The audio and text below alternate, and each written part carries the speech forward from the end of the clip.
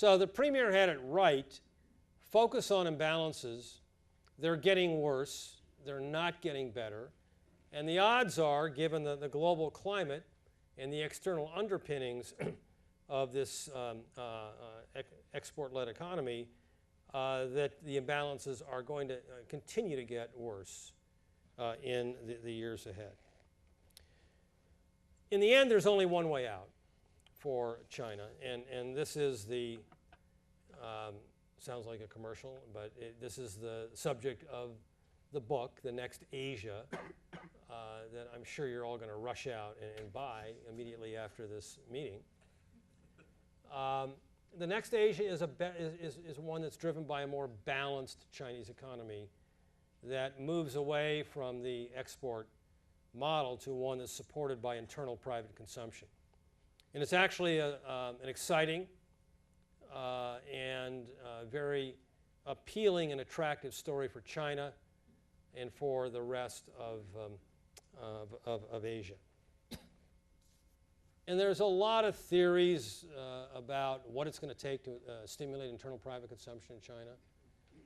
And there's no silver bullet, but the point that I focus on the most is in transforming the savings culture of the society away from the excesses of fear-driven precautionary saving toward a more normal savings rate. And the missing link in this equation is the lack of a social safety net in China.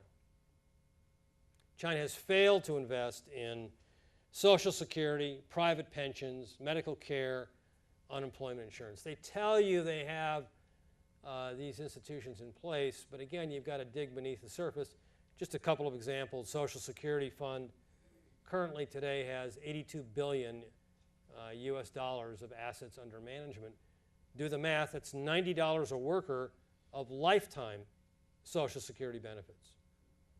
Medical insurance, they did a big package, big in quotes, earlier this year, 850 billion RMB over 3 years. Do the math, it's $30 a person for 3 years. So these are not even baby steps. They've got to really commit massively to these types of programs. I think they can then be surprisingly successful in a relatively short period of time in drawing down the excesses of precautionary saving. And just to give you an example of how saving continues to move up in China, the best estimates I've seen of household savings in China put the overall savings rate for the household sector at 27.5% in the year 2000, up to 37.5% in the year 2008.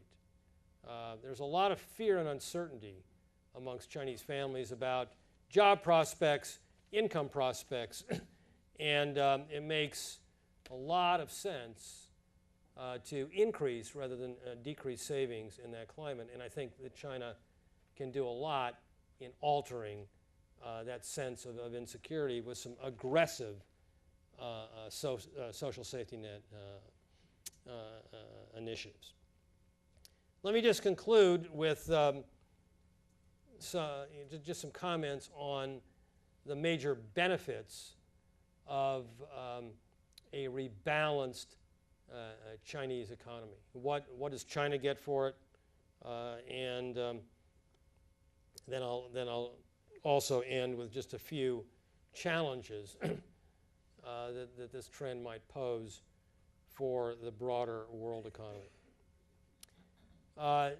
5 benefits that I would highlight here in terms of shaping the medium to longer term outlook in China. Number one, dealing with Premier Wen's concerns on macro sustainability. If you shift the model, the structure of the model, from supply to demand, you have a much better chance of a sustainable rather than an increasingly unbalanced outcome. Secondly, by broadening out the support to consumer demand, you can begin to address some of the income disparities, not just in urban but also in rural China. It takes a lot more to address income disparities than a shift in the macro structure, but it's a step in the right direction. Thirdly, more of a pro-consumption model will reduce the nation's trade and current account surplus, and I think that will be helpful, but by no means decisive in reducing the risk of trade tensions that arise from an economy with, that's going the other way on the current account and trade balance. Fourthly, this rebalancing of China will also make an important contribution to lowering the oil and natural resource intensity of the Chinese GDP. And it could lead also, through structural change, to a cleaner and greener GDP, because consumption-led growth in some respects, especially if it's complemented by the development of a services sector, places less of a claim on the materials and energy inputs that a pure industrial production type technology would otherwise deliver. And fifth and finally, an very important benefit is the services piece itself. Manufacturing, industrial production-led growth is very capital intensive. Services are increasingly labor intensive. China needs a better balance to its growth model to absorb its surplus labor. And that is a critical challenge that the nation faces. And I would argue that services are an important and missing piece of the equation. The services sector is only about 40% of Chinese GDP, making it about the smallest service sector of any major economy in the world today. Three challenges to think about in terms of what this model means for the rest of us. Number one, right here at home, let's say that China draws down its surplus savings, puts it to work in stimulating internal private consumption. That means they're going to have less savings to send our way to fund our current account deficit. Who's going to do the financing? Secondly, this is a big challenge for China. Let's just say they make progress in pushing to more of a consumer-led society. This introduces a whole element of free choice and aspirations of Chinese household that could be at odds with the model of political control in China. And then finally, how does the rest of Asia respond to China's rebalancing?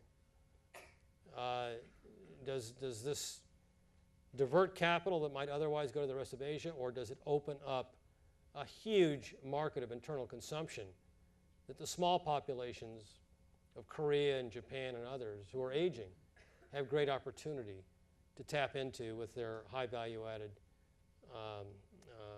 output? Those are, again, some of the benefits, some of the challenges.